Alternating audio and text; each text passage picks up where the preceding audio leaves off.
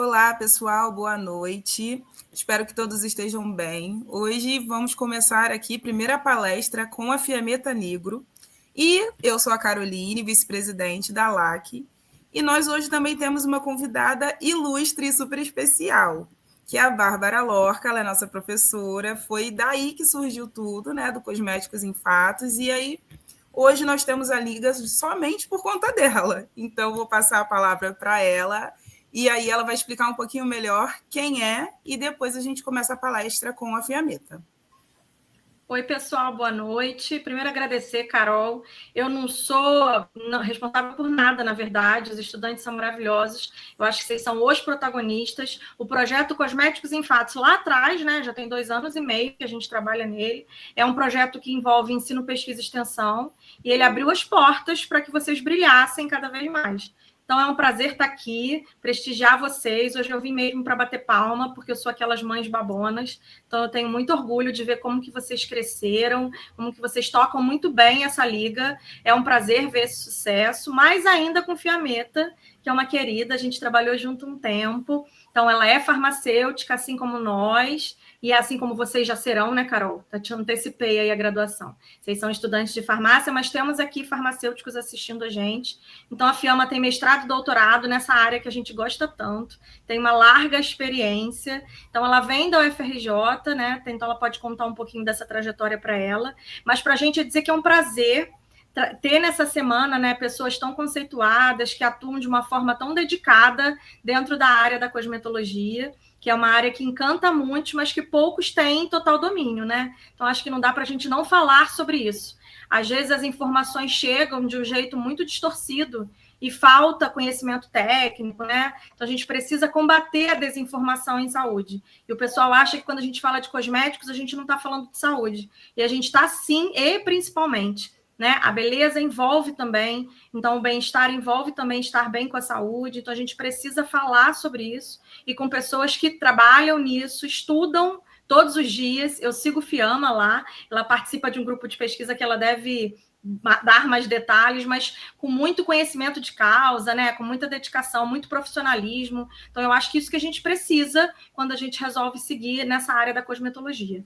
Então, dizer que é um prazer. Fiamma, você está em casa, a gente está muito feliz com a sua presença, fique bem à vontade, conduza da melhor maneira que você puder, o que você precisar, as meninas vão estar aqui, e eu também, né, prestigiando e agradecendo sempre você ter aceitado esse nosso convite. Beijo, querida, obrigada. Obrigada, gente, boa noite. Eu conheço a professora Bárbara da FRJ, a gente tinha uma mentora em comum, né? E que é a professora Elizabeth. Tinha, não, nós temos, eu acho que assim, a gente sempre recorre a ela. E eu sou farmacêutica, formada na FRJ, conheci Bárbara sendo pós-doc, eu era ainda uma pupila nessa área acadêmica, até que eu fiz mestrado e doutorado em polímeros, mas sempre voltado na área de nanotecnologia farmacêutica e cosmética. Eu sempre quis trabalhar com pele, na verdade, né? E aí eu conheci o grupo de pesquisa da FRJ, e hoje eu trabalho com um grupo que também é muito forte nessa questão de cosmetologia e divulgação científica, que é o Macronanolab, né, o MN Lab da PUC-Rio. Então, gente, vamos para a palestra, vamos conversar um pouquinho sobre como a gente pode entender mais os cosméticos a fundo, né, a química deles. Então, já posso iniciar aqui, né? Então, por dentro da beleza, né? O que a gente vai ver? A gente vai tentar entender o mecanismo por trás do que as pessoas tanto falam. A gente fala sobre coisas que, se a gente não entender a química por trás, a gente vai estar sempre cometendo algum erro, e é por isso que quem não gosta de química, quem não gosta de física, tem um fator complicante, porque assim, é outra vida depois que você se aprofunda, né, na fisicoquímica de cosméticos. Então, como eu disse a vocês, eu tenho uma trajetória com cosméticos desde 2014, né? 2015, por aí, tem 10 anos que eu escolhi essa profissão, escolhi pesquisar cosméticos, Eu também fiz doutorado de sanduíche, que é quando você vai para fora, né? E eu fui para Flórida, me aprofundei um pouco mais sobre testes alternativos, com também células. Então, eu percorri todas as etapas, desde a criação, que é a minha parte favorita, a minha parte favorita desse longo ciclo de criação de cosméticos é justamente o preparo, é a farmacotécnica. Então, farmacêuticos de plantão, eu queria dizer para vocês que não tem disciplina melhor para vocês se aprofundarem, porque é única e especial dos farmacêuticos. Apesar de hoje trabalhar com química, eu digo que a farmacotécnica me dá um diferencial que complementa o conhecimento. Então, assim, não deixem de ter mais contato com essa disciplina que é só nossa, né, só dos farmacêuticos, e aprofundem o conhecimento de vocês para entenderem mais. Então, eu deixei para vocês o QR Code do meu LinkedIn, para quem quiser me adicionar na rede, e meu Instagram, @tecnologiacosmética, é um Instagram profissional, onde eu mostro um pouco da minha rotina, como também, que além de ser pesquisadora, eu também sou professora de ensino superior numa faculdade particular, a FABA, que é em Campo Grande também. Até tentei fazer essa palestra, né, na terça-feira, mas a gente não conseguiu, porque é o dia que eu vou para Campo Grande.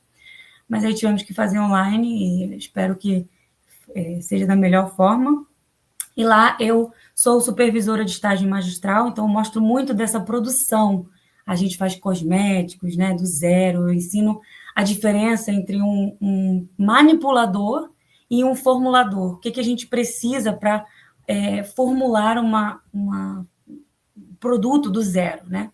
Então tem muita coisa bacana lá. Eu espero conseguir dar mais andamento, porque a gente não tem muito tempo, né, para fazer essas coisas, mas eu gosto. Então, iniciando aqui o conceito de química, né? Tudo, quando a gente fala de cosméticos, a gente tem essa, cuidado, contém muita química. Compre o natural, compre o vegano, porque não tem química. Gente, química é tudo que tem no universo. Então, não tem como a gente escapar, e especialmente a gente, como agentes da saúde, né? Tem farmacêutico, deve ter outras profissões aí nos escutando, mas nós que somos agentes da saúde, principalmente, nós temos que conseguir orientar as pessoas além da falácia, né? Então, a química, ela não tem problema nenhum, ela apenas vai ela nos diz mais sobre o comportamento da molécula em si, do que se é segura ou não, tá? Não é porque é natural que é seguro, não é porque é sintético que não é seguro. Então, eu quero, primeiramente, desmistificar isso aqui, e a gente vai entender um pouco mais por quê, tá? Falando em universo, vamos falar um pouco da importância do mercado cosmético no mundo, né? Nós temos um crescimento bilionário, assim, de vendas de produtos cosméticos, e principalmente, assim, de produtos de fragrâncias, né? Skincare, ultimamente, depois da pandemia, nós tivemos um crescimento exorbitante nessa questão de se cuidar, né? Mais do que maquiagem e coisas mais pesadas. Então, estamos voltando com tudo, tá? Porque passou e agora a gente quer se embelezar e exagerar de novo. Mas como ele é moldável, né? Como se adapta às nossas exigências e às nossas vontades daquele momento. Então, naquele momento da pandemia, nós precisávamos nos cuidar mais, então o skincare nos abraçou, e a gente abraçou esse conceito. Tá? Então, tem um crescimento de 5,4% ao ano e bilhões envolvidos. Né? Então, para quem está se formando agora, é um mercado que, mesmo na pandemia, pós-pandemia, não houve retração. Isso quer dizer o quê? Que se há alguma coisa, se há um interesse de trabalhar nisso, pode acreditar que há mercado para se trabalhar. Tá? E quanto ao Brasil, nós temos uma classificação, né, da ABPEC, que é a Associação Brasileira de Produtos de Higiene Pessoal, Cosméticos, enfim. Entre o top 10, o Brasil é o quarto do mundo. Então, o mercado brasileiro, né, até 2025, até esse ano, ele seria o quarto colocado, somente atrás de Estados Unidos, China e Japão. Então, ele está à frente de Alemanha, Reino Unido, França, países, né, que têm forte caráter mercadológico quanto a cosmético, como a França. Então, o Brasil, nós brasileiras, principalmente, somos muito vaidosas e a gente tem esse crescimento exponencial, tanto em fragrâncias quanto em produtos solares, infantis, e até somos pioneiros em produtos para cabelos, principalmente cabelos cacheados, cabelos crespos. Então, o Brasil está à frente de muitos países nesse quesito. Mas a gente está falando aqui de cosméticos, a gente precisa começar do começo. O que é um cosmético, né? A Anvisa, que é a nossa agência reguladora, define cosmético como sendo um produto de higiene pessoal. Cosméticos e perfumes são a mesma coisa, eles botam tudo numa mesma caixinha, tá? E diz que são preparações que são naturais ou sintéticas. Como eu disse, não há um melhor e um pior. Existem ambos os tipos. E devem ser, gente, de uso externo. Isso é muito importante. O uso externo, ele não é injetável, por exemplo. Nós temos hoje um boom de farmácia estética, né, de procedimentos estéticos. Eu vejo que tem muita gente já colocando procedimentos de injetar cosmético. Quando que nós podemos injetar um cosmético? Porque cosmético não se injeta, cosmético não vai para a corrente sanguínea. Não chega a perfurar a nossa pele. Ela só precisa fazer o quê? Limpar, perfumar, alterar a aparência, corrigir odores e proteger ou manter em bom estado. Então, quando algum cosmético te promete tratamento, corre, porque é mentira.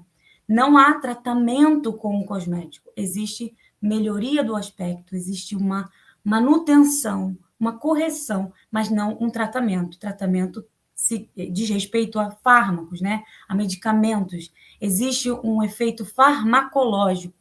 E aí nós temos essa diferenciação e temos que cumprir. Isso quer dizer que muita coisa a gente precisa entender melhor para que ela não seja injetada de qualquer forma. Então, para o pessoal que gosta de cosméticos e quer seguir para a área estética, tente ver essa diferença para não injetar qualquer coisa nas pessoas, porque há um risco de contaminação em produtos tópicos, né? Que é muito importante da gente ressaltar aqui. No mercado, nós temos, atualmente, mais de 16 mil ingredientes cosméticos, e essas substâncias, elas são, em suma parte, né? Água, óleo, tensoativo ou polímero. Não sei se vocês já ouviram falar dessas palavras, água e óleo eu acho que sim. Tensoativo e polímero são coisas um pouco mais específicas, né? Mais químicas, mas nós temos que entender que a maior parte do cosmético são 4 classes, né? Se eu quiser fazer um cosmético com esses quatro ativos, eu consigo. Mas por que eu preciso colocar mais coisas? Por que quando a gente compra um produto e vê os ingredientes, nós temos diversos ingredientes? O mercado cosmético ele é muito competitivo, né? Como eu disse a vocês, bilhões envolvidos. Então, como que a gente pode colocar só 4 coisas, né? Todo mundo faria a mesma coisa, a combinação é igual. Então, para a combinação ficar diferente e para outras características serem alcançadas, estabilidade sensorial, o toque, né? A maciez, tudo isso vai ter que envolver diversos ingredientes. Mas a maioria é água, óleo, o tensoativo, que é amigo da água e do óleo. Para fazer um creme, uma emulsão, eu preciso de um tensoativo. E o polímero são moléculas grandes, né, que fazem um aumento de viscosidade normalmente, mas eles são tão versáteis que podem ser usados em diversos tipos, né, de funções no cosmético. Eu recebi aqui uma pergunta que eu consigo ver um pouquinho, tá, gente, o chat, mas não sei se eu vou conseguir responder todos. Cosméticos e dermocosméticos, a diferença perante nosso órgão regulador é nenhuma, tá? Então, a diferença é só no preço e no nosso bolso. Mas existem algumas diferenças, sim. A tecnologia por trás dos dermocosméticos é maior. Então, a gente vai ver aqui nanotecnologia também um pouquinho para vocês verem do que se trata, tá? Então, cosméticos talvez sejam produtos um pouco menos refinados, né? Não tem muito apelo de tratamento. Como eu disse a vocês, não há tratamento, mas há um apelo mercadológico e isso envolve os dermocosméticos. Com certeza, há ingredientes tecnológicos muito caros, né, que envolvem uma tecnologia superior, que são vendidos por um preço maior, mas nem sempre, tá? Então, também muito cuidado para não comprarem coisas que às vezes não têm eficácia, né? Enfim, depois eu vou até dar umas dicas para vocês, vamos ver se a gente consegue. Porque é muito difícil desmistificar essas coisas, né? Está consagrado aí no mercado. Temos diferentes formas cosméticas, como eu disse a vocês, temos mais de 16 mil ingredientes que compõem diferentes formas, né? É como se a gente tivesse as tintas e tivéssemos diversos quadros, podemos pintar diferentes tipos de quadros, culturas, né?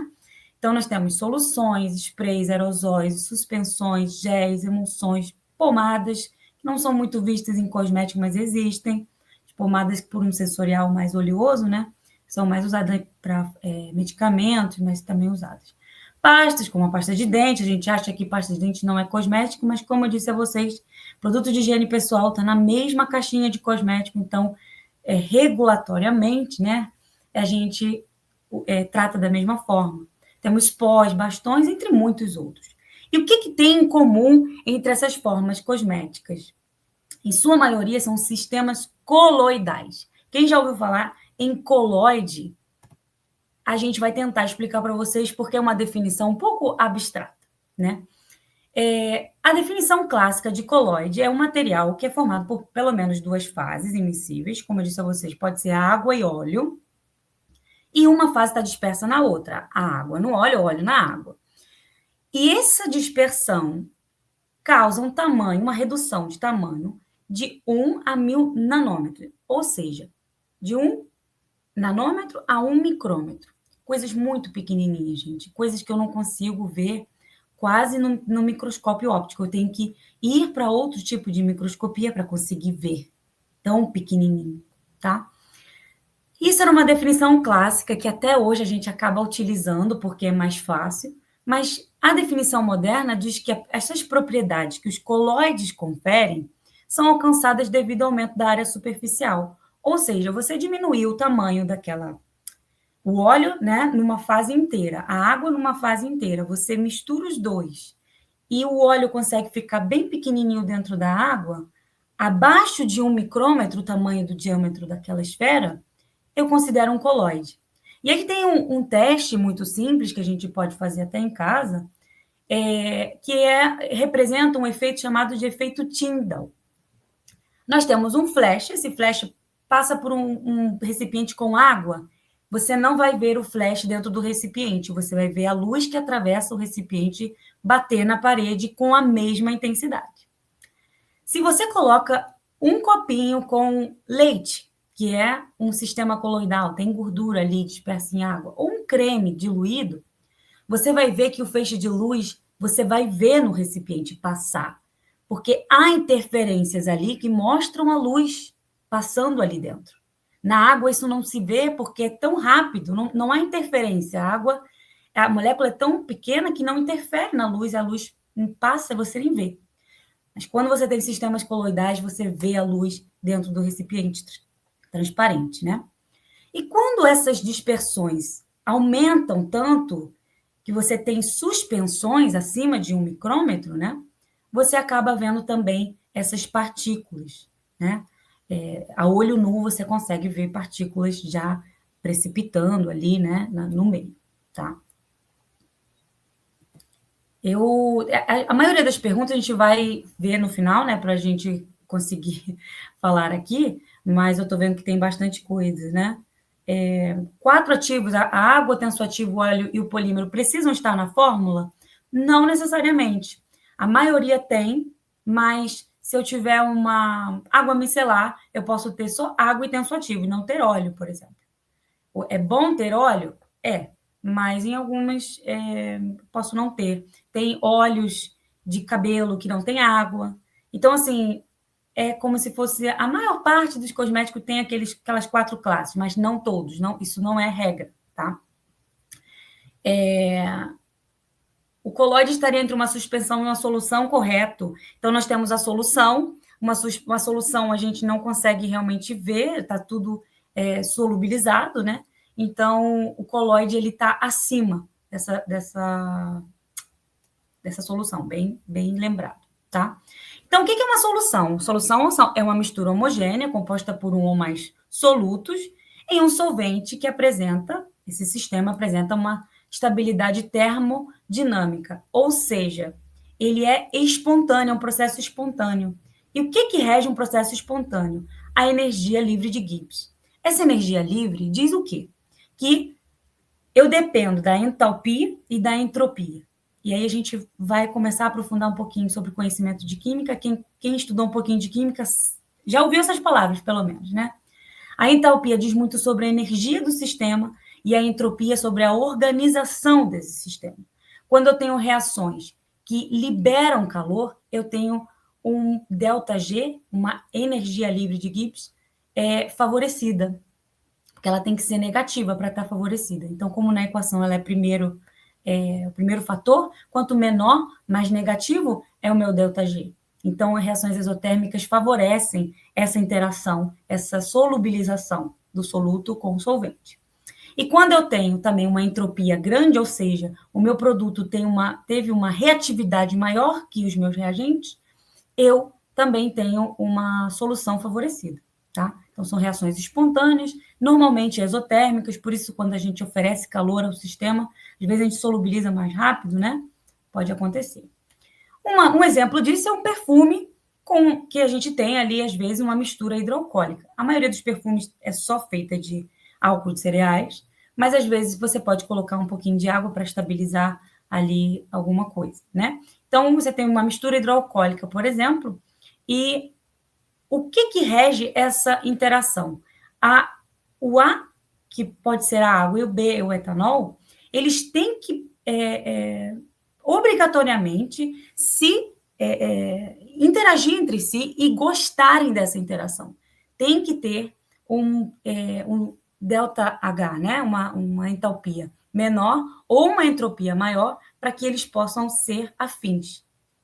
E aí você tem essa solubilização. E isso é dado por algumas interações entre as próprias fases, né? Que a gente vai ver.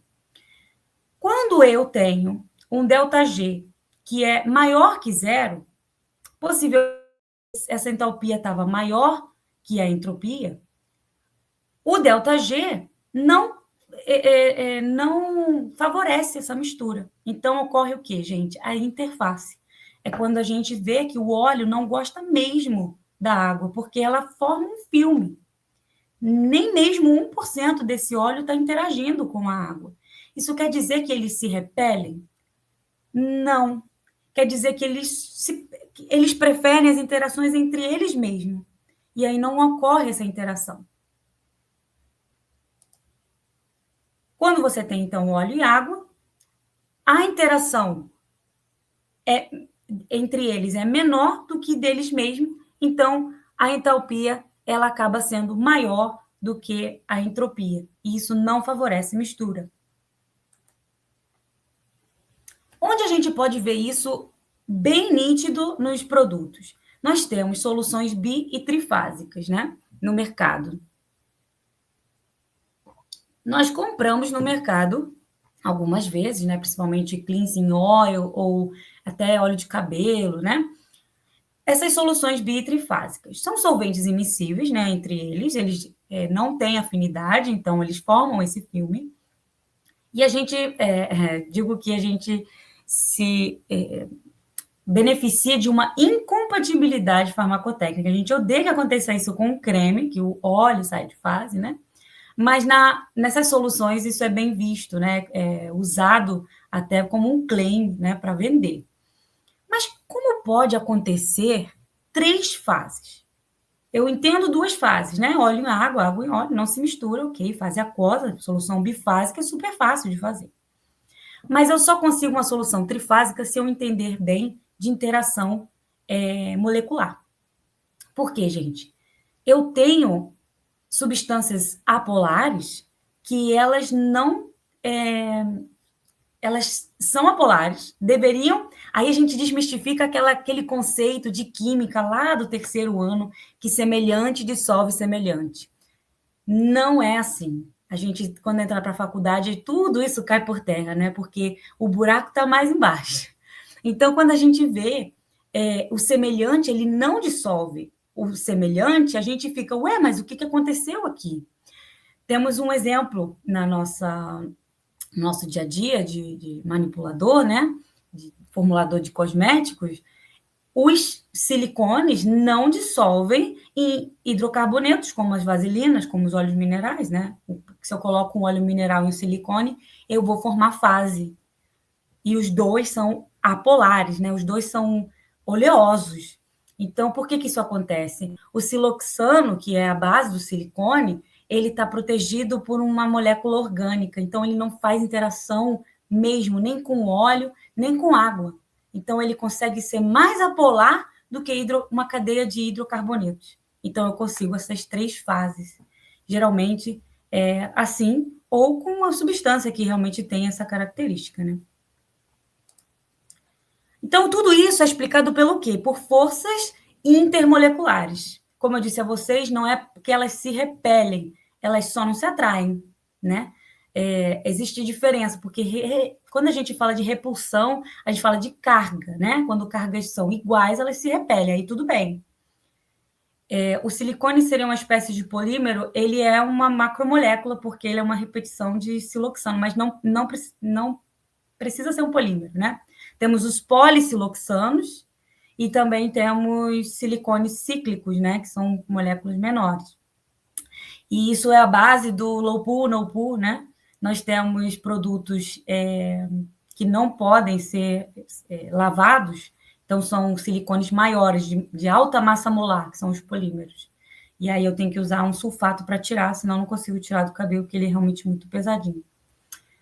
Então, a gente tem essas forças intermoleculares que a gente precisa compreender para entender cosméticos, né? Mas é para entender tudo, gente. Olha, aqui nesse slide, eu tenho a solução para quase todas as perguntas que vocês estão me fazendo no chat ou podem me fazer no futuro.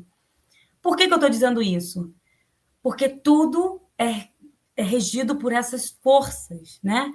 Então, se eu penso assim, por que quando eu lavo meu cabelo fica mais molinho? E quando eu durmo de cabelo molhado, eu fico com aquele cabelo que esbagaça todo, né, gente? Não sei se é só o meu, mas pode acontecer, né? Quando eu durmo com ele molhado, fica horrível. Por quê? Porque a água faz ligações de hidrogênio e reconforma onde tiver. Então, essa ligação, ela fica, né? Então, se eu dormir assim, o cabelo vai ficar todo embolado naquela posição. Eu estou rearranjando ligação de hidrogênio. E quando você faz esse pente, né? Você tem essa escovação antes e deixa secar naturalmente, a água sai e não faz mais essas ligações que faria, né? Se eu dormisse ali com ele molhado. Então, para entender cabelo, produto para cabelo, não sei se tem pessoas apaixonados do cabelo aí, saber de força intermolecular é muito importante. Então, começando por íon dipolo. Íon dipolo é aquele íon verdadeiro, eu tenho cargas reais. E cargas reais dissolvem facilmente em água, como, por exemplo, a dissolução de sais, né? Eu tenho uma água que tem uma porção polar e apolar, na verdade, polar e apolar não, mas eu tenho um dipolo, né? Um oxigênio e 2 hidrogênios, que eu tenho uma carga ali que vai poder dissolver esse sal que é positivo e negativo, que eu tenho as 2 cargas, né? O Na mais, Cl menos, por exemplo. A ligação de hidrogênio, como eu disse a vocês, é feito majoritariamente com água, né? Mas a gente pode fazer sempre uma ligação de hidrogênio quando tiver elementos eletronegativos, como flúor, oxigênio, nitrogênio, né? Os FON, né? A gente já aprendeu isso. Isso no terceiro ano, acho que foi a informação que eu levei para a minha vida e deu certo. O resto eu tive que tirar. Então, água e etanol se dissolvem porque a água é polar, etanol é apolar. Etanol é um álcool apolar, né? E aí, como que os dois se misturam? o semelhante dissolve o semelhante, nesse caso, não, né? Em muitos casos, não, porque existem essas interações que favorecem ou não a mistura.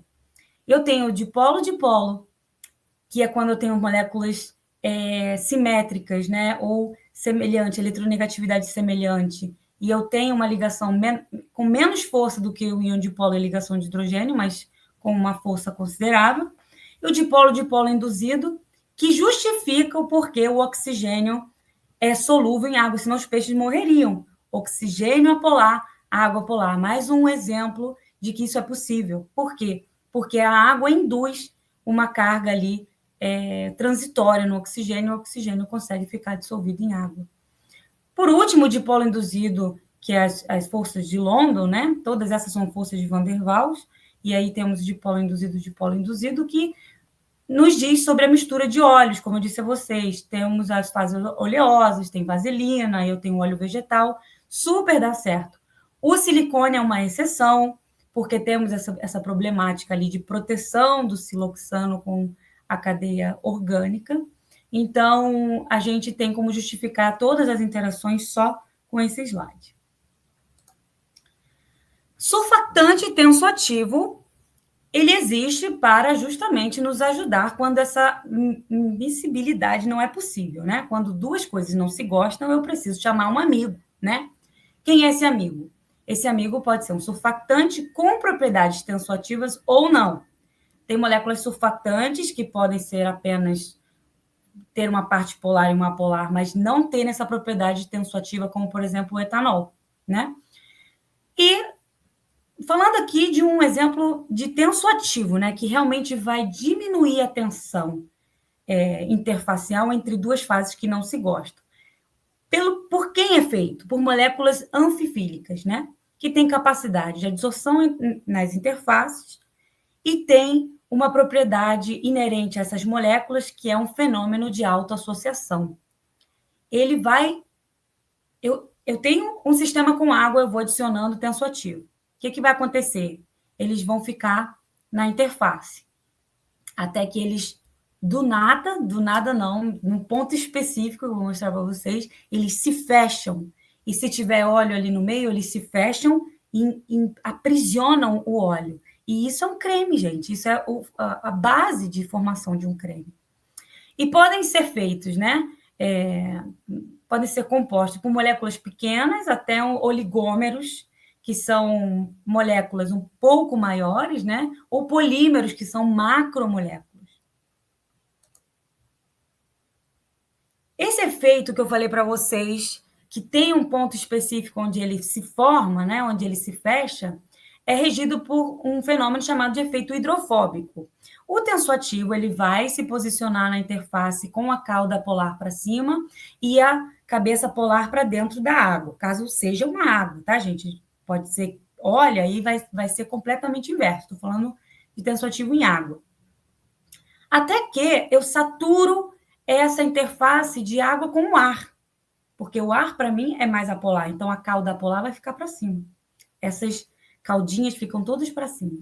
Até que eu chego na saturação da interface. E o que acontece? Essa saturação é também conhecida como concentração micelar crítica, e a gente alcança a nossa autoassociação. Eles começam a se fechar. Quanto mais insolúvel um tensoativo, menor é essa concentração, porque ele vai saturar mais rápido a interface, então ele vai se fechar mais facilmente. Então, quanto mais solúvel o tensoativo, quanto mais afim da água, mais tempo, mais concentração vai precisar para se autoassociar, tá? Os tensoativos, quando em maior concentração, eles podem começar a formar cristais líquidos, que nada mais é do que estruturas ordenadas com capacidade de fluir e que tem propriedades diferentes do que um tensoativo simplesmente em água. Então, se eu coloco concentrações maiores, eu consigo, às vezes, uma conformação de cristal cúbico, hexagonal ou lamelar. Isso é desejado às vezes não, e a gente tem que saber como se comportar diante desse fenômeno. Sobre a espuma, sim, ela é uma molécula de água, né? Ela não é uma molécula de água, é uma molécula de tensoativo que aprisiona o ar. Na verdade, o que você vê é a bolha de sabão, né? Você vê a molécula de tensoativo, não de água. A bolha, ela sai da interface, né? Caso você veja ali dentro, ela já não está solubilizada, ela está saindo do meio. O ar, ele não fica ali.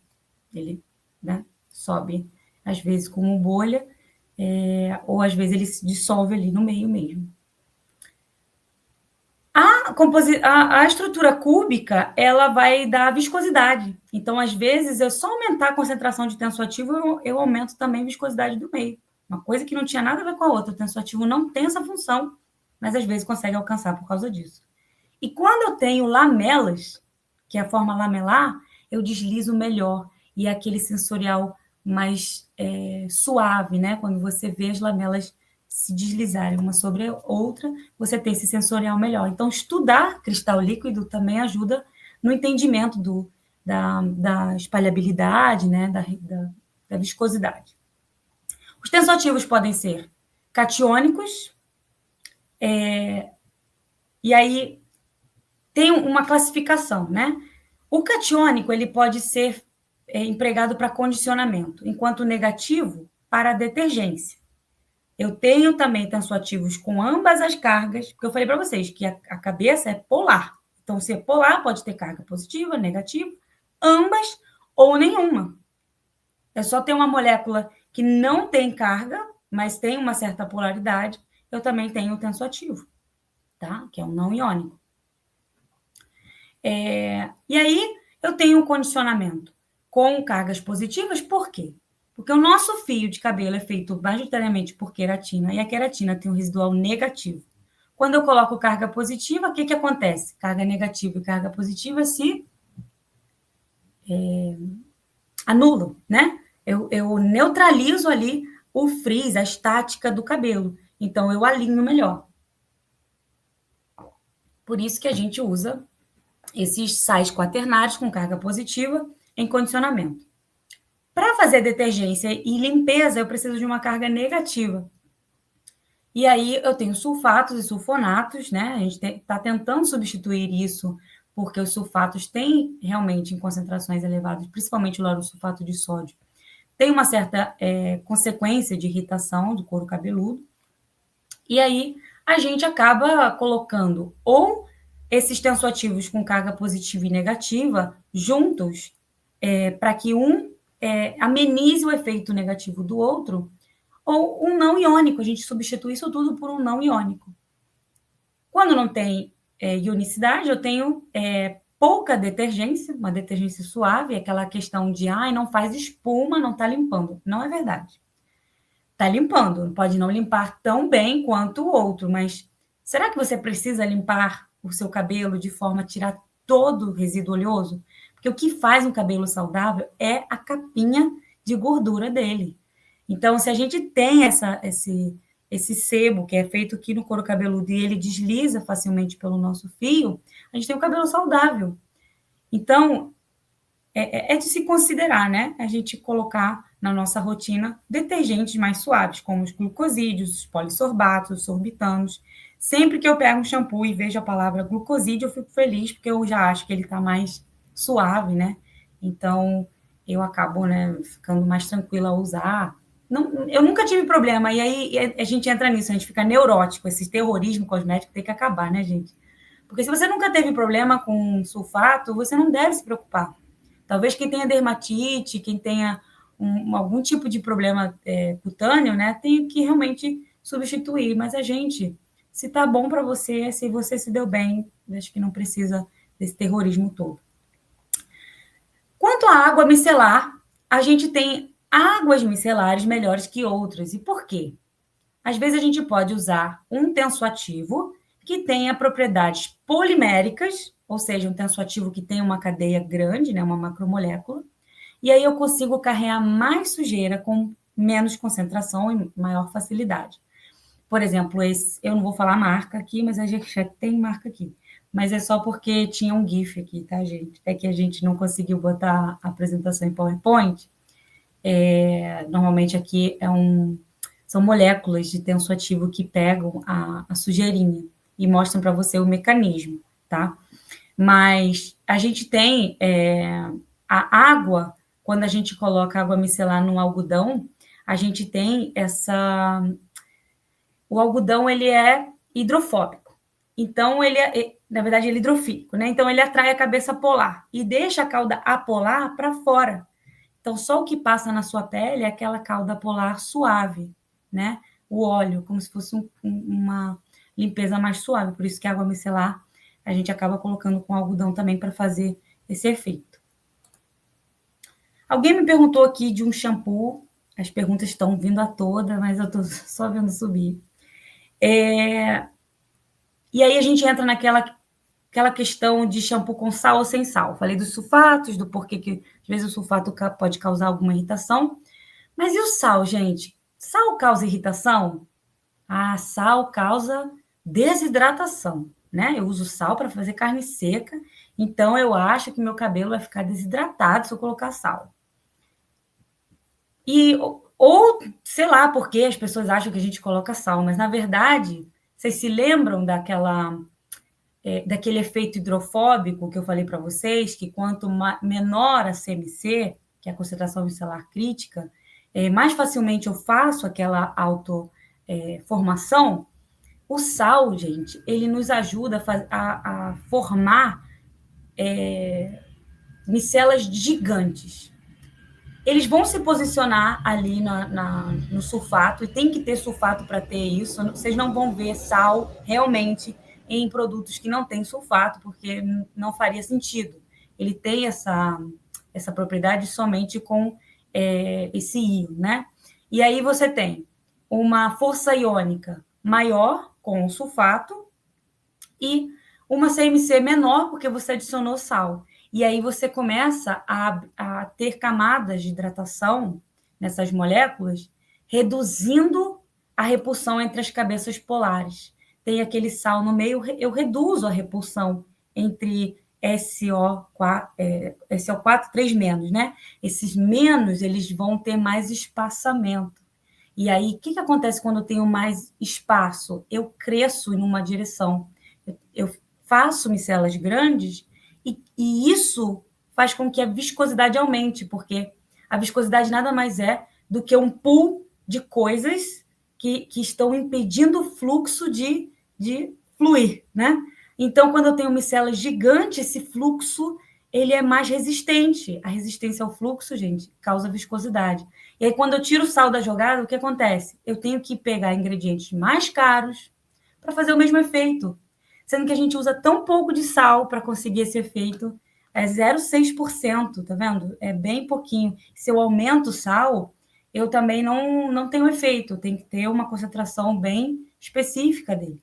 Então, é pouca concentração, mas mesmo assim, o terrorismo cosmético nos atingiu e ninguém quer mais usar shampoo com sal, e a gente teve que substituir por polímeros caríssimos e por isso a gente acaba encarecendo o produto. Nós também temos emulsões, e aí a gente fala daquele colóide, né, tradicional, onde uma fase está dispersa em uma outra, que pode ser água em óleo, formando uma emulsão água-óleo, ou óleo em água, formando uma emulsão óleo-água. Temos também múltiplas, onde a emulsão vai se emulsificar novamente. Então, a gente tem uma emulsão água em óleo, em água, ou óleo em água, em óleo. Isso é usado como estratégia até de encapsulação de ativos, né? E o que depende, gente? Se é uma emulsão água, óleo, óleo em água.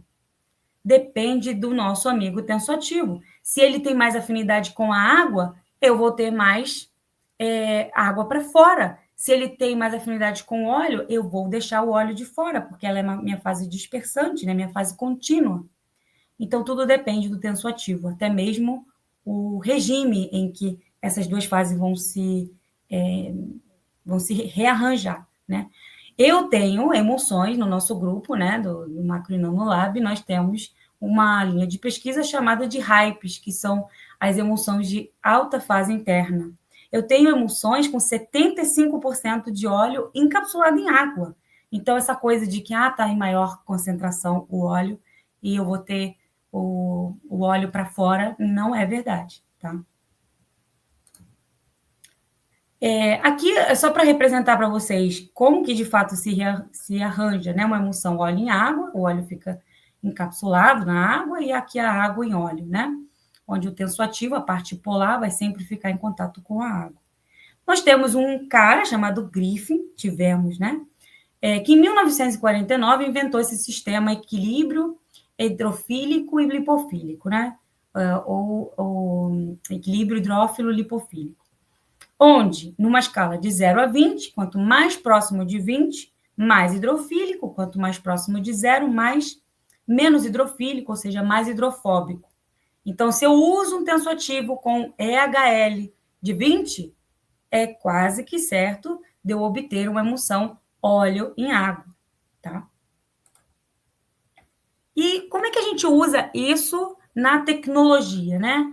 Em produtos inovadores em cosméticos? Nós temos 2 tipos de emulsões que podemos inovar, e a pesquisa está a todo vapor. Eu fiz meu mestrado em nanoemulsão, e eu conheço diversas pessoas que trabalham com microemulsão, e até hoje a gente vê muita pesquisa com isso. A diferença é que a nanoemulsão e a microemulsão, elas são ambas nanométrica na escala nano, apesar do nome, né, horroroso, microemulsão, devia ser micro, né, mas enfim, a criatividade não estava muito legal nesse dia, e eles botaram esse nome diferente apenas porque na microemulsão há mais concentração de tensoativo e eu não preciso de energia nenhuma. Se eu coloco muito tensoativo, eu não formo aqueles cristais líquidos, e esses cristais líquidos não podem reduzir de forma drástica o tamanho ali do óleo a ponto de ser nanométrico. Se eu uso 20%, 30% de tensoativo, eu posso alcançar essa escala nanométrica. E nanoemulsões? Nanoemulsões eu preciso de energia, eu preciso que algo quebre esse óleo para conseguir, porque o tensoativo não está em grandes concentrações. E isso quer dizer o quê? Que a nanoemulsão, muitas vezes, é mais segura que a microemulsão, por ter menores níveis de tensoativo ali no meio. E ambas têm estabilidade, mas uma tem estabilidade cinética e a outra tem estabilidade termodinâmica. Vamos relembrar o que é o quê? A estabilidade cinética, ela tem muito a ver com a energia de ativação para que se desforme, né? Formei a nanoemulsão, para ela voltar, para ela separar de fase, ela tem uma estabilidade cinética enorme, ou seja, ela não vai mudar com o tempo, né? A energia de ativação dela está muito alta. E a estabilidade termodinâmica é aquela relacionada à energia livre de Gibbs, né? É quando você tem a mistura espontânea. E aí não adianta você querer desfazer aquele sistema, porque ele se forma espontaneamente, tá? Então, na nanoemulsão, é mais segura, mas também, por outro lado, nós precisamos de sonicação, que é uma energia de ultrassom, né? São processos caros, e por isso os produtos que estão no mercado, a maioria são nanoemulsões, né? Justamente por conta da segurança, e a gente tem produtos no mercado hoje que alguns não devem nem mais estar no mercado ainda, né? Porque eu peguei de um tempo atrás, às vezes descontinuam a linha, por exemplo, essas brumas da Natura já não tem mais, mas a questão ainda existem essas tecnologias para você conseguir fazer o quê? Proteger os ativos em nanogotas. Como eu disse a vocês, os colóides, eles têm maiores propriedades, por quê? Porque eles têm maior área superficial. Quanto maior a área superficial, maior a reatividade. Você aumenta a eficácia. E aí, passando de colóide para suspensão, que eu falei para vocês que é quando você supera aquele tamanho ali micrométrico, né, nanométrico, você começa a ter uma dispersão grosseira. Você consegue ver no microscópio, até sentir. A partir de 50 micrômetros, você sente uma aspereza, né? Então, as suspensões, elas não são tão vistas em cosméticos, mas existem. Eu vou dar para vocês um exemplo. A gente tem no mercado hoje uma suspensão de vitamina C em base anidra. E olha que sacada legal, gente. A vitamina C é um ativo hidrofílico, e ele é conhecido por ser muito complicado. Ele oxida, fica marrom, as nossas formulações ficam horríveis, e a gente precisa derivar essa molécula, precisa encapsular. O que eles fizeram? Pegaram essa vitamina C, que é hidrofílica, e colocaram numa suspensão sem água, à base de óleo.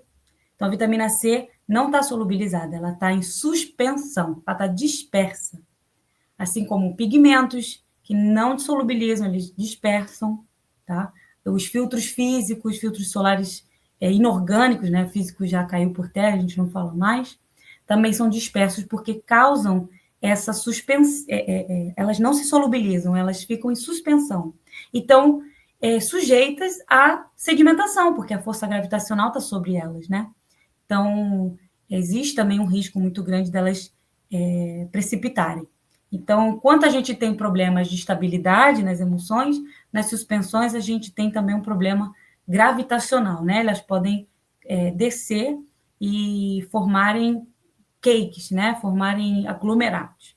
E a maioria das suspensões, vocês podem ver que cosméticos suspensos tem uma bolinha por dentro, ou está escrito agite antes de usar, quando você agita, você vê que essas partículas voltam, né, a serem dispersas. Também temos géis, compostos por substâncias espessantes, que pode ser a base aquosa, como os carbômeros, as gomas xantanas, o natrozol, ou oleosa, como a lecitina, os silicones, parafinas. Nem todo gel é aquoso, nós temos oleogéis, né? Eu vi esses dias um produto de cabelo que estava escrito oleogel, né? Você vê que tem silicones, por exemplo, os D6, né? Que são silicones mais semissólidos, e temos também parafina, como tem gel de parafina, né? A Petrolatum Jelly é a nossa vaselina em gel, né? Muito conhecida aí, porque está sendo usada para tudo, né? Para clarear, para fazer tudo. Eu gosto dela, mas também não chega tanto, né? Temos coisas melhores no mercado. Bom, esses hidrogéis poliméricos, nós vamos vê-los mais a fundo, porque eles são a base, sim, da viscosidade de um cosmético. Então, produtos semissólidos normalmente têm essa base de gel. Vai apresentar um comportamento não newtoniano. O não newtoniano é um comportamento que você não é igual à água, né? A viscosidade é invariável com o cisalhamento na água. Então, é um estudo reológico que você faz, você usa um reômetro, e para isso a gente tem que ter expertise no assunto de física, né, de mecânica. Então, a gente estuda isso, o comportamento dos fluidos. A questão de pseudoplástico é porque ele diminui a viscosidade com o cisalhamento.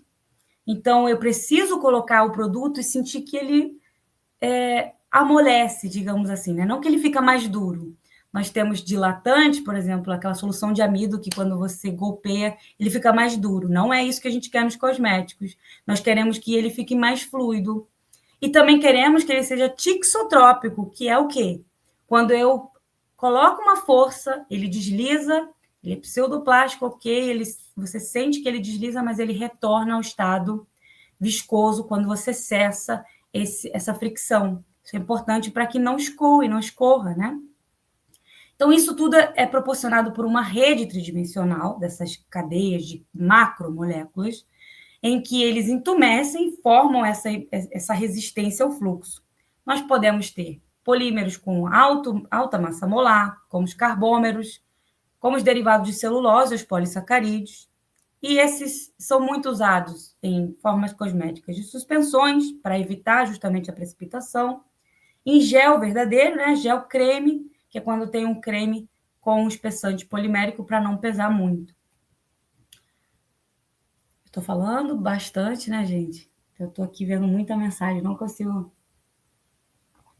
conseguindo acompanhar, mas no finalzinho, gente, nós temos 15 minutos, as meninas vão me passar as perguntas de vocês, tá? Não fiquem preocupados. Qualquer coisa também, dei meu contato, vocês podem me procurar, eu demoro para responder, mas eu respondo, tento responder tudo, tá? O Carbopol, gente, que eu estou falando de gel, eu tenho que falar do rei deles. O rei deles é o Carbopol. Nós tivemos um problema real. Na pandemia, o Carbopol, ele era o único que fazia um álcool gel lindo, né, límpido. E aí, como a gente teve uma demanda enorme por álcool gel, o Carbopol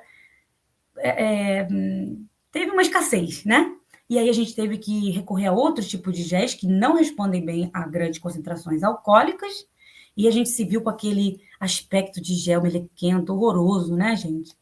Então, o Carbopol, ele resolve quase qualquer coisa, digo quase porque ele é um poliácido acrílico, ele é um aniônico, ele é um gel aniônico, e ele tem muita interferência com o pH, então tem que estar muito cuidado com ele. Por quê, gente? Como ele é um ácido, para conseguir que ele entumece e forme esse gel lindo, né, límpido, eu preciso neutralizá-lo com uma base. Eu tenho um emaranhado ali daquela macromolécula que eu disse a vocês, quando ela está fechada, não adianta, ela não vai impedir fluxo, não vai aumentar viscosidade.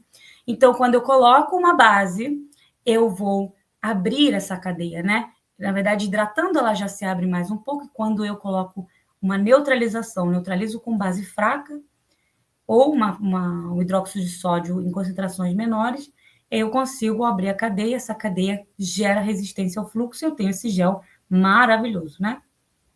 Um pouco menos maravilhoso, mas efetivo, são os derivados de celulose. Nós temos a celulose, que é insolúvel em tudo, e alguém muito criativo e capacitado pegou essa molécula e falou assim, eu vou substituir por eterificação esses radicais, né, que não são solúveis, por algo mais solúvel, né? Então, eu tenho substituições que geram carboximetilcelulose, que é um derivado de natureza aniônica. Eu tenho hidroxietilcelulose, muito conhecido como natrozol, que é não iônico, não tem íon, e por isso ele responde muito bem a qualquer tipo de pH. Ele não tem o melhor sensorial do mundo, mas ele tem boa resposta de viscosidade. Também temos hidroxipropilmetilcelulose, que tem maior fluidez, não é tão viscoso quanto os outros, mas é o mais compatível também com altas concentrações alcoólicas. Então, naquela época que tivemos esse problema da falta de Carbopol, nós usamos o HPMC em concentrações, né, razoáveis, para não dar aquele taque, aquela sensação horrorosa que a gente teve que enfrentar, né? A quitosana é um outro polímero também usado como um ativo. Então, quando vocês virem quitosana, vocês saibam que ele é um dos poucos ativos catiônico. Digo poucos porque o catiônico ele irrita a pele, então a gente evita usar. Mas como ele é natural, ele é um polissacarídeo derivado de desacetilação da quitina, ele é um pouco mais biodegradável, biocompatível, e a gente tem uma questão também de neutralização com ela. A gente precisa de ácido acético a 1% para abrir a cadeia, neutralizar e poder alcançar a viscosidade. Além de ser um gel, ele também tem propriedade mucoadesiva, antimicrobiana, cicatrizante, e a gente vê muito em máscaras, né? O ácido hialurônico, muito conhecido por vocês, né?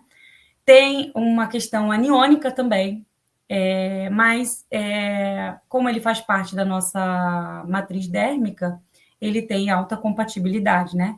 Faz parte da nossa classe de glicosaminoglicano, e ele auxilia na manutenção da hidratação. Vocês podem entender como, olhando para a molécula, nós vemos diversos o quê? Hidroxilas, né?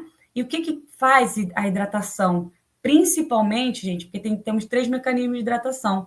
Por umectação, a gente atrai moléculas de água com hidroxilas, fazendo o quê? Ligações de hidrogênio, mais uma vez, né?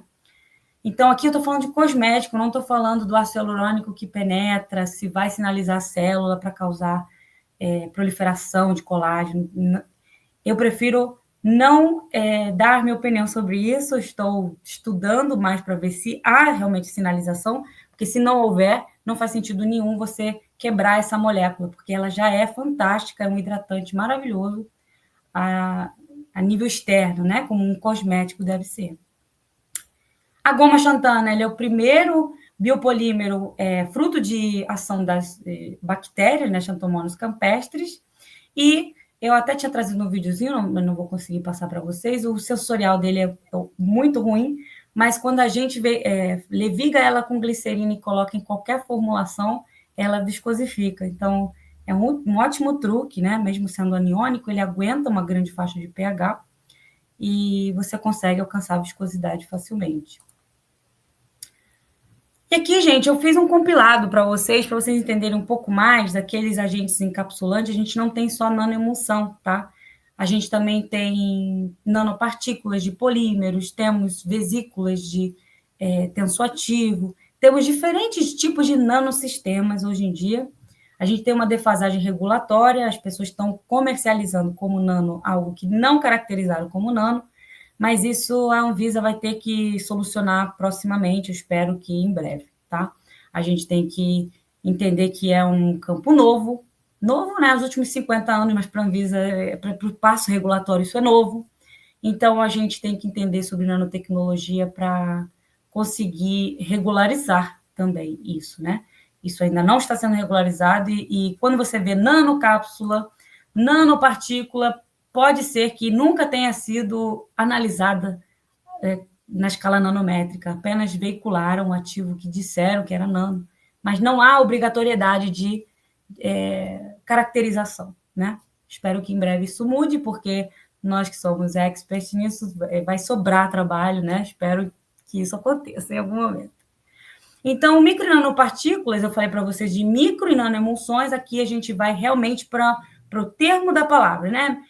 Para literal. Micro é micropartícula, vai de 1 a 200 micrômetros, e nanopartícula vai de 1 a 100 nanômetros. Geralmente, a base de biopolímero biodegradável, como a quitosana, que eu falei para vocês, o poliácido lático, a policaprolactona, que são derivados biocompatíveis e biodegradáveis, ou até podemos ter micro e nanopartículas oleosas, né?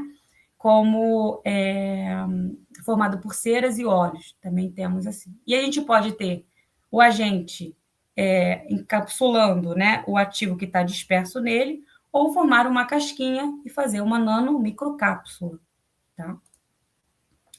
No mercado, nós temos alguns produtos, né, que encapsulam vitaminas, óleos, né? Isso tudo porque, gente, a gente quer proteger a molécula, a gente quer aumentar essa energia, essa área de contato, né, essa energia, e proteger essa molécula de degradação. As vitaminas, vitamina E, vitamina C, né, como eu disse a vocês, elas têm essa problemática, né? Então, a gente encapsula para melhorar a eficácia.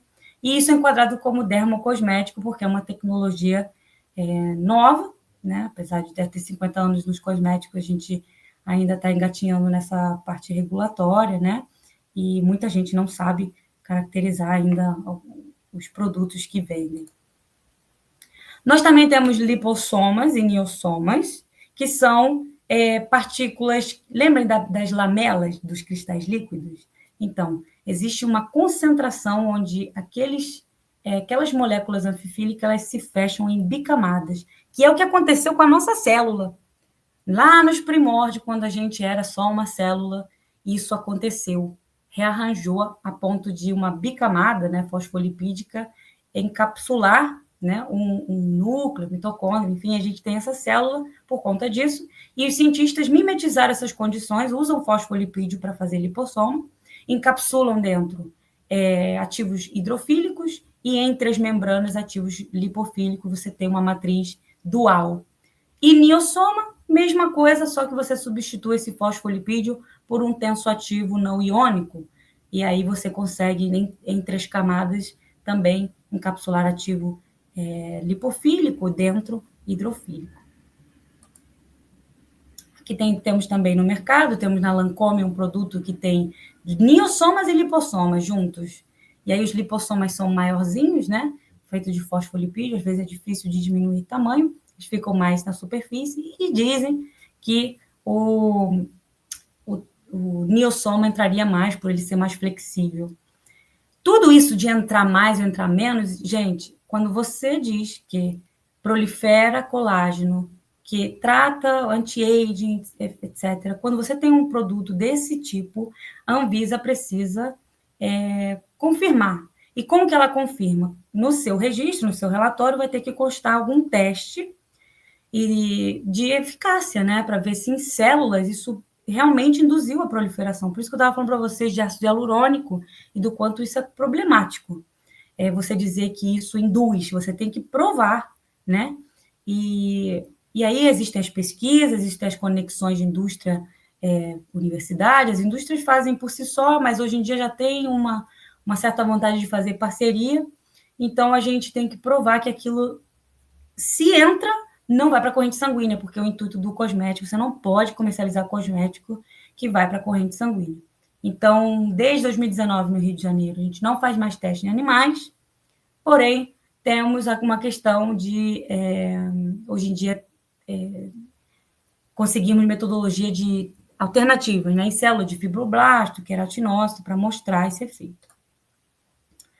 Então, gente, caminhando para o fim, que eu falei para caramba, e eu acho que vocês até podem ter se cansado, porque acabamos começando um pouco atrasado, né, queria acabar no tempo. Falando sobre o meu projeto, que não é só esse, porque quem é pós-doc ou já foi, sabe que a gente preenche todos os projetos, né?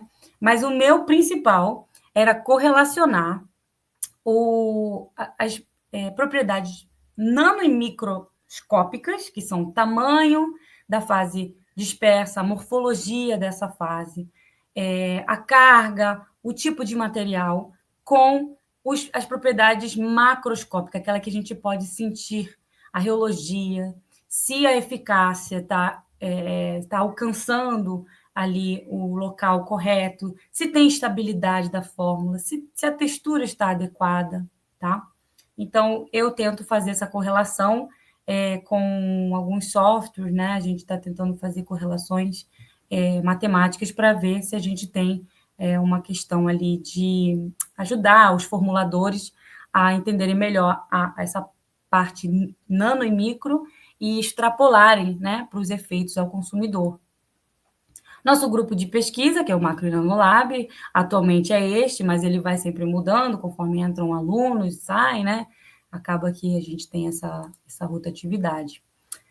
A gente tem mais informações no nosso site, que acabou de ser lançado, assim, tem pouco tempo, que está aqui embaixo, e no @AnaDoLab, que era um antigo MN Lab, mas como por uma questão de personificar o nosso perfil lá, né, da nossa pesquisa, a professora Ana Percebon, que eu acho que quem é apaixonado por cosmético deve conhecer, ela faz um trabalho muito lindo de divulgação científica, tudo que eu falei aqui, ela fala muito mais lá, e muito mais a gente fala nos nossos cursos, né, que eu também faço parte, eu dou algumas aulas lá também. Eu coloquei o QR Code aqui, mas eu acho que ficou muito pequenininho. Mas se você colocar no Google, você vai achar a lista de espera, pelo menos para a introdução à química de cosméticos e módulos avançados. Módulos avançados, gente, é quase uma especialização. São módulos e provas, mas o mini curso é bem tranquilo. E a química dos cabelos descomplicada está aberto até setembro, se eu não me engano, a inscrição. E é 8 horinhas e vai falar justamente dessas forças intermoleculares que eu disse a vocês, né?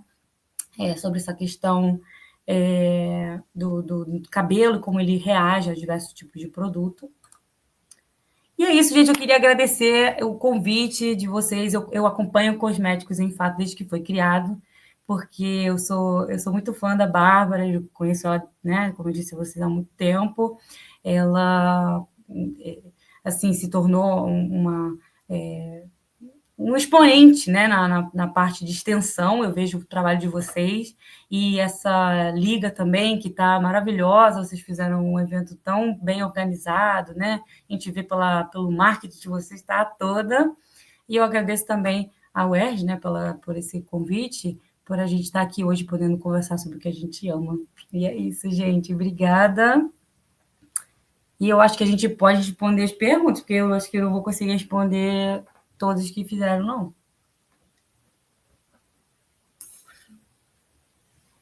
Deixa eu ver aqui. Oi, Carol. Você está silenciada. Prontinho. Perdão. Olá, pessoas. Boa noite para quem não estava aqui quando iniciamos a palestra. Fiametta, eu de primeiro momento já venho te agradecer super, porque eu hoje faço farmácia, né? Como todos da Liga de Cosmetologia, exceto uma pessoa que é da engenharia. Então, nós hoje fazemos farmácia, mas temos na Liga algumas pessoas que já são formadas, inclusive eu. Eu, a vice-presidente, a presidente, que é a Carol, e mais uma integrante, que é uma líder, somos esteticistas e cosmetólogas. E por isso, nós já temos uma base um pouquinho grande. Só que foi muito interessante sua palestra, foi muito incrível mesmo. E eu tenho certeza que abriu muitos ares aí para muita gente que estava assistindo.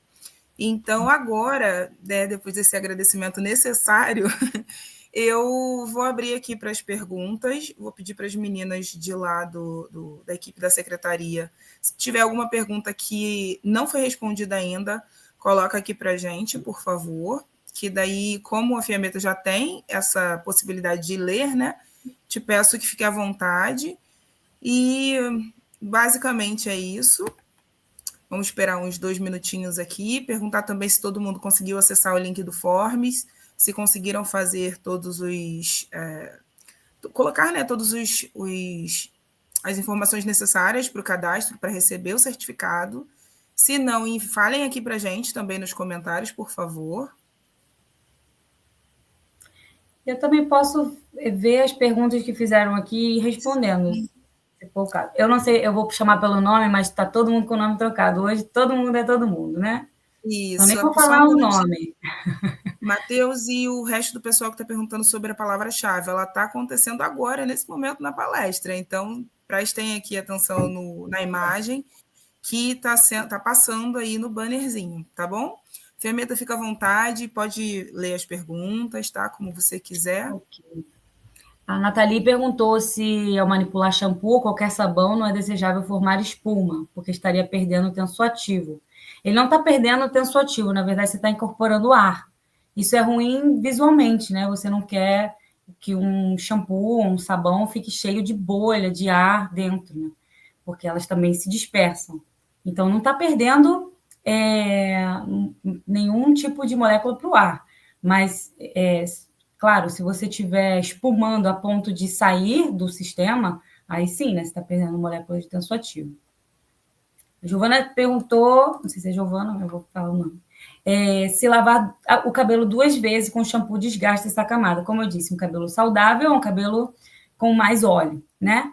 Então, se eu tiro muito esse óleo, ele realmente vai desgastar. Eu causo frizz, eu causo estática, eu retiro a saúde, né? Aquele aspecto saudável do cabelo. Então, uma detergência suave, ela muitas vezes é necessária. Mas é óbvio que existem aqueles outros casos onde o couro cabeludo é muito oleoso, aí você não gosta do aspecto, aí realmente a gente precisa entrar com um tensoativo mais forte. Mas se não for esse o seu caso, não passe nem o shampoo na parte... porque, assim, já é difícil esse óleo daqui vir para cá. Coitada dessa ponta, né? Já foi castigada com água oxigenada, enfim. Mas quanto mais difícil chegar daqui para cá, mais seca vai ser sua ponta. Então, lavar com certeza 2 vezes. Eu era do time que lavava 2 vezes, depois que eu comecei a entender melhor, não lavo 2 vezes. Só quando eu tenho que fazer algum tratamento, ou quero retirar mesmo alguma coisa, aí eu lavo 2 vezes, mas senão não.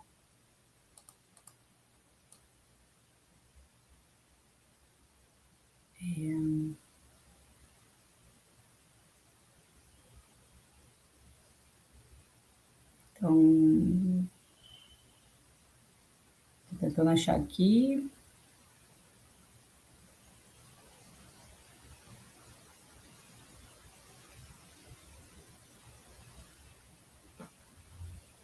Eu sou formada em estética, comecei biomedicina para atuar na área, mas acho que vou para a área da saúde. Eu preciso te dizer que você já é da área da saúde e não sabe, porque o biomédico ele é muito mais ligado ao laboratório para fins de saúde, né? É uma questão mais laboratorial, mas eles já estão desenvolvendo, né? Já estão desempenhando cargos como biomédicos estetas, né? Então, são muito fortes nesse quesito aí de saúde. A farmácia, assim como a biomedicina também, acaba sendo sujeita a alterações, né, de legislação. O Conselho de Medicina está sempre tentando vetar alguma coisa para nichar, né? É um risco. Tanto a biomedicina quanto a farmácia, não há algo certo que eu possa te dizer, biomedicina vai se dar bem, a farmácia vai se dar bem. Eu acho que a farmácia, você acaba entendendo mais sobre essas coisas mais profundas, né? Sobre a fisicoquímica, sobre a analítica, mas com certeza o biomédico entende mais sobre a área biológica, né? Então, são só aspectos diferentes de uma mesma coisa, né? Se complementam, na verdade. Né? Fiametta, tem algumas perguntinhas aqui que estão rolando na tela, não sei se você consegue ver. Eu estou vendo, mas eu estava tentando acompanhar. Onde eu realizo as pesquisas, se aceita bolsista voluntários.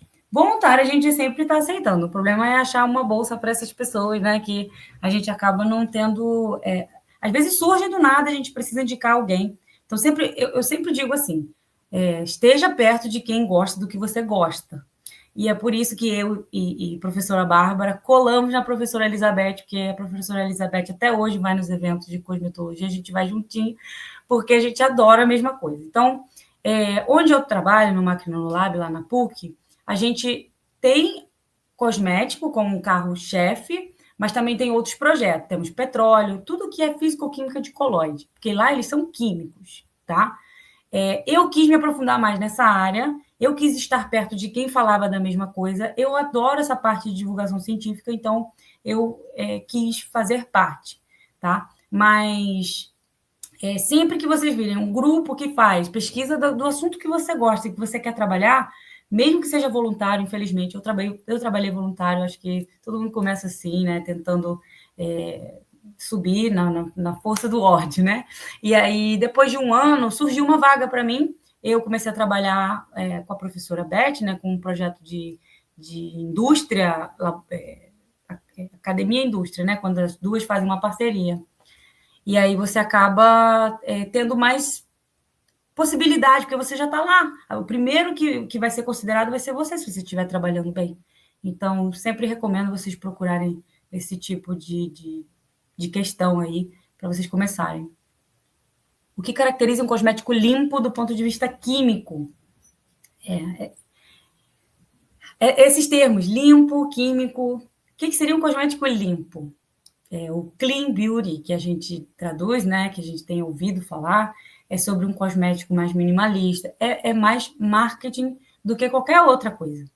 Mas a gente tem, claramente, né, a gente tenta uma pegada mais, por exemplo, eu tenho tensoativos catiônicos para fazer aquela redução de estática do cabelo. Eu posso ter catiônicos muito agressivos, que são citotóxicos, ou eu posso ter amigáveis, que são derivados de planta e que têm essa carga catiônica derivada. Óbvio que, às vezes, eu não consigo extrair de uma planta o que eu quero, mas eu derivo a molécula e a molécula é mais amigável. E isso já entra numa questão de clean beauty. E se ele é seguro ou não, apenas os testes vão dizer, porque às vezes um ativo que deriva de planta pode ser fototóxico, derivados de cítricos, né? Os óleos essenciais cítricos, eles são fototóxicos, a gente não pode pegar sol com um óleo essencial cítrico, né? Então, e um óleo que é sintético, por exemplo, uma vaselina, você pode, porque não tem problema nenhum. Então, quem é mais seguro, né? Não tem como a gente... não tem como a gente bater o martelo antes de fazer testes e também não tem como a gente generalizar. Essa generalização é que está acabando com a gente. Tudo é ruim, o sal é ruim, tudo. Mas por quê? Né? O sulfato é sempre ruim. Mas por que se você nunca teve reação? Né? Então, tudo depende da condição que você está usando, da concentração. Concentração é muito importante. O carbopol é sintético e nos fez... nos ajudou a combater uma pandemia, né? Esterilizou superfície, esterilizou mão, né? E bem, porque ele desempenha bem. Então, para que a gente, às vezes, vai usar um natural que não faz tanto efeito? O derivado de celulose era horrível, o sensorial dele, as pessoas acabavam não usando. E aí, o que é melhor, né?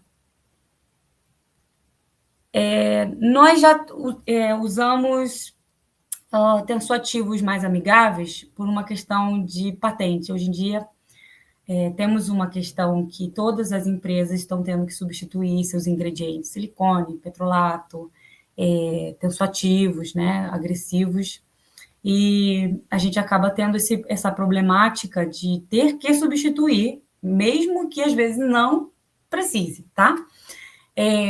Mas a gente teve recentemente a necessidade de substituir esses tensoativos mais agressivos, né? O cetrioamônio, a gente teve que tirar e colocar outros mais amigáveis, né? E aí a gente faz uma pesquisa para ver qual que está sendo certificado, né? Que tem um selo verde para a gente poder usar. E tem dado certo até. Eu acho que os resultados são promissores. A pesquisa vai avançar muito, a gente vai acabar tendo substitutos de tudo, porque a pressão do mercado é muito forte, mas os pesquisadores acabam, né, estudando, tiram de letras. Eles vão conforme a música e acabam conseguindo. E é isso, gente. Não sei se vocês conseguem rever depois, não sei se eles gravaram. Eles estão perguntando aqui. Shampoo detox para quem tem couro cabeludo oleoso. O shampoo detox geralmente transparente, né? E a gente acha que por ser transparente, ele é mais limpante. Isso porque quando a gente tem dispersão, a gente tem um creme, né? Então, quando a gente tem um pouquinho de óleo, ele fica opaco, realmente. Mas a gente pode ter agentes solubilizantes ali de glicerina, que não é o óleo. A gente pode ter agente hidratante, mesmo transparente.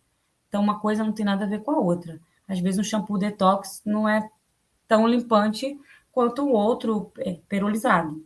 Essa coisa também se generaliza, mas não deveria. Em cabelo cacheado seria diferente. A questão do cabelo cacheado é justamente essa. O cabelo nasce e ele já faz a curva. Essa curva dificulta o óleo de passar do couro para a ponta. Por isso que ele fica com um aspecto mais ressecado, tem uma dificuldade de repor hidratação.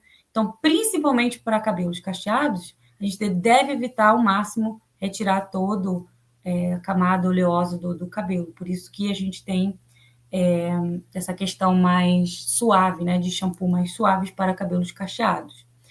Temos hoje uma dificuldade tremenda em achar produtos com pesquisas comprovadas para cabelo cacheado. Por quê? Primeiro que o Brasil é pioneiro e pesquisas estão sendo feitas agora com cabelo cacheado.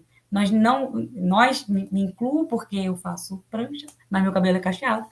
E eu me incluo porque eu acabo sentindo falta até nos meus testes. Eu trabalho com teste de penteabilidade e eu precisei comprar cabelo caucasiano, virgem, liso, castanho, o padrão, dito padrão. Mas padrão por quem? Porque se você vê no Brasil, ninguém tem esse cabelo virgem, liso, castanho. Então, a gente precisa colocar essa diferença também na nossa pesquisa para poder ser mais fidedigna, né? Senão, vai servir para quem, afinal das contas, né? Para mulheres brasileiras, com certeza, não vai fazer diferença.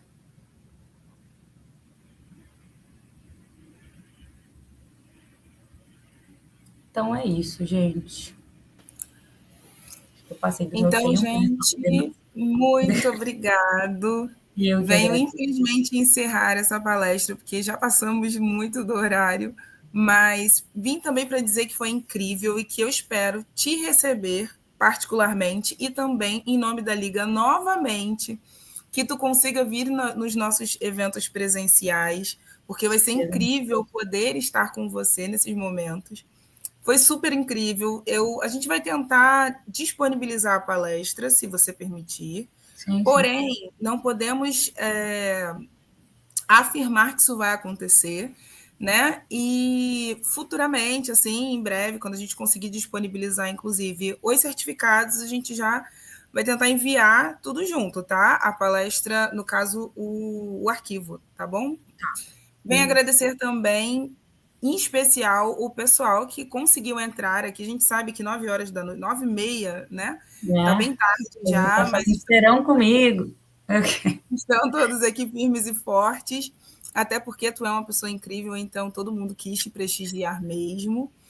Venho agradecer também os organizadores desse evento maravilhoso, né, que não funciona sozinho, então todas nós temos a nossa parcela de responsabilidade e de, principalmente, eficácia, né, para que tudo isso aconteça. E, pessoal, amanhã tem mais palestra, segunda, terça, quarta, quinta presencial e sexta presencial também. Eu espero, Fiametta, estar com você o mais rápido possível, mas também que tu nos assista nesses próximos eventos aí, né, as próximas palestras. No mais, muito obrigado, pessoal. O certificado em breve vai ser enviado para vocês. O Forms está funcionando. Se alguém ainda não conseguiu, pode entrar lá para poder fazer. E é isso. Deixa tu finalizar. E boa noite a todos. Obrigada, gente. Obrigada aí pelo convite. E para quem quer mais, né, temos as nossas plataformas, as redes sociais, os cursos. Nós estamos querendo montar um curso prático, então, para o povo que gosta de botar a mão na massa, a gente vai ter várias novidades aí para o futuro. Obrigada pelo convite, gente. Espero estar com vocês nas próximas. Eu gosto de sempre mostrar alguma coisa, mas em casa acabou que não consegui. Eu sou muito visual, né? E aí eu acabo sentindo falta. Então, nos próximos, espero poder levar. Em grandes pedidos aqui, pediram para você ficar, para a gente fazer uma foto. Então, vou te pedir, por favor, o pessoal também que quiser ficar, né, para aparecer os seus nomezinhos aqui, vai ser interessante. A gente vai fazer um print agora, tá? Vou pedir para a equipe da diretoria fazer esse print para a gente, por favor. Aí, esse é o melhor. Eu falei tanto que eu fiquei preocupada, gente. Esse povo deve estar. Tadinhos. E é isso. Vou pedir para a Tamires entrar, por favor, a Ana, quem puder entrar para a gente fazer essa foto. Bem legal. Boa noite, gente. Muito obrigada por estarem aqui, por todo mundo ter ficado até essa hora com a gente, tá? Mas agora eu vou precisar terminar a transmissão para a gente conseguir fazer um print com a Fiametta. Depois, se não conseguiram pegar o QR Code do Instagram dela no início, a gente coloca posteriormente uma arte com as informações dela. Também podem mandar mensagem para a gente, tá? Pedindo as informações da Fiametta que a gente manda para vocês, tá bom? Muito obrigada, pessoal. Muito animado. Boa noite, gente.